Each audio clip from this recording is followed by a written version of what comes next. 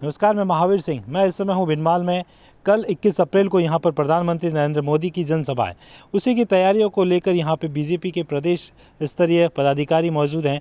हमारे साथ में मौजूद हैं पूर्व प्रदेशाध्यक्ष सतीश जी पूनिया। इनसे बात करते हैं लोकसभा चुनावों को लेकर राजस्थान में किस तरीके का माहौल चल रहा है, क्या है, और जालोर सिरोही लोकसभा सीट को लेकर। सर, कल प्रधानमंत्री जी आ रहे हैं, क्या तैयारियाँ हैं, क्या चल रहा है पूरा ऐसे?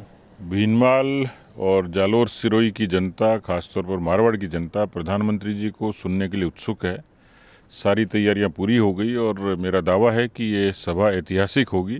जिस तरीके की हमारे पास सूचनाएं हैं, इस पूरे क्षेत्र में मोदी जी के नाम और काम को लेकर एक विशेष उत्साह है और इसलिए सामने भले ही कितने दिग्गज हों, लेकिन एक सामान्य सा कार्यकर्ता लुम्बाराम चौधरी निश्चित रूप से इस चुनाव में जीत भी दर्ज करेगा और एक ऐतिहासिक सभा भी होगी और ऐतिहासिक जीत भी होगी।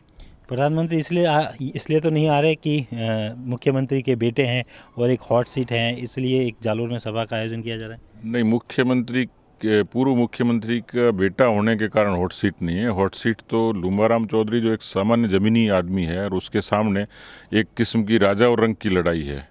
प्रधानमंत्री का कार्यकर्ता के प्रति अनुराग कितना है कि उसके लिए, और यहाँ की जनता के प्रति उनका स्नेह कितना है, उसके लिए प्रधानमंत्री आ रहे हैं। एक ये भी सवाल चल रहा है कि जब 3 बार यहाँ के सांसद जो रहे देवजी पटेल, उनका टिकट काट के लुम्बाराम चौधरी को दिया, जबकि राजस्थान के अगर शिक्षा की दृष्टि से जालोर जिला देखे तो वो सबसे नीचे आता है, तो फिर वहाँ एजुकेटेड पर्सन को क्यों नहीं दिया गया? देश में जब फूलन देवी सांसद बन सकती है, राबड़ी देवी मुख्यमंत्री बन सकती है, तो लुम्बाराम चौधरी तो पार्टी के अनुभव के हिसाब से भले ही किसी कॉलेज यूनिवर्सिटी में नहीं गए, लेकिन जो व्यक्ति सरपंच से लेके, जिला परिषद से लेके, प्रधान से लेके और पार्टी के सामान्य कार्यकर्ता से लेके यहाँ तक है, तो उनके पास राजनीति की बड़ी डिग्री है।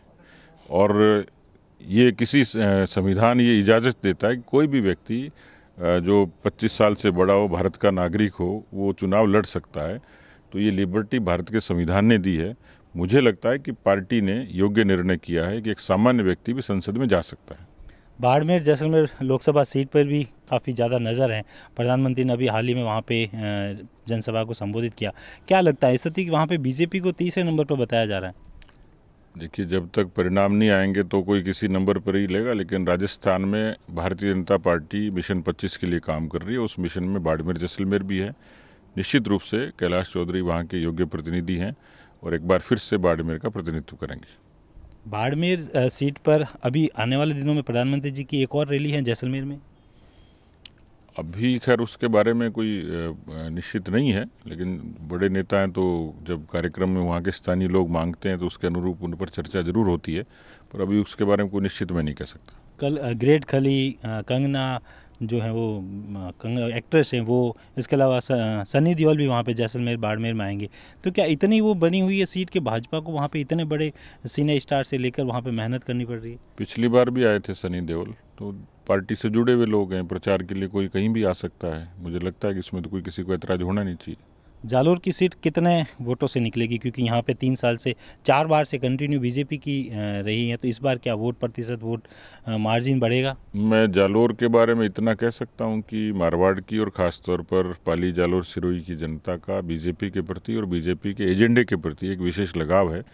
यहाँ की जनता राष्ट्रीय मुद्दों पर वोट करती है लोकसभा में, और इस लिहाज से उम्मीद है कि एक अच्छे अंतर से भारतीय जनता पार्टी जीतेगी।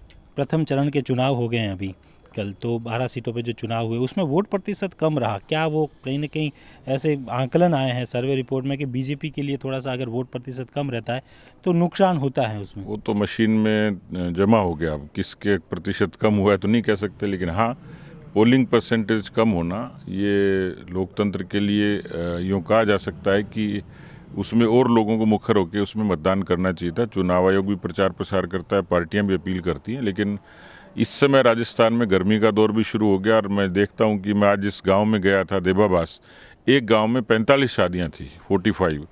तो मुझे लगता है कहीं ना कहीं वो भी एक कारण रहा होगा, लेकिन कुल मिला के एक औसत प्रतिशत रहा है, यही कारण बड़े रहे उसमें।